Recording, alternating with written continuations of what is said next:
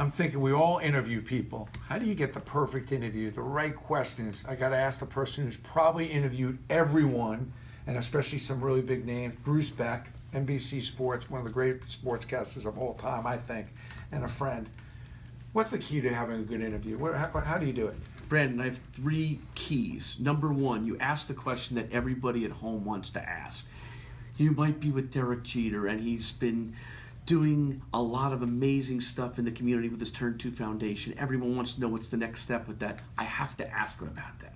Number 2, you have to ask a question that nobody's going to ask.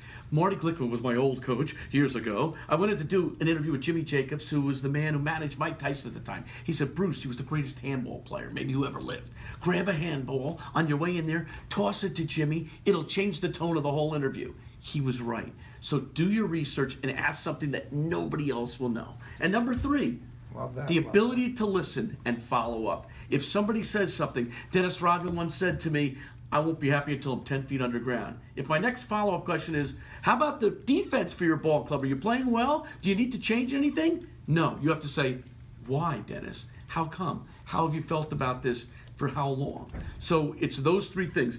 You have to be quick. You have to interview somebody with preciseness and the 3 rules of thumb. Ask a question nobody else will ask. Ask a question everyone wants to ask, and listen and be a great listener and follow up. I think I may need to go to your sports broadcasting camp this summer to maybe pick up on some of this stuff. But there'll be more details about that right underneath. If you just click on the link, you can find all about his sports broadcasting camp. Love that. Thanks, Bruce. Thank you, Brandon.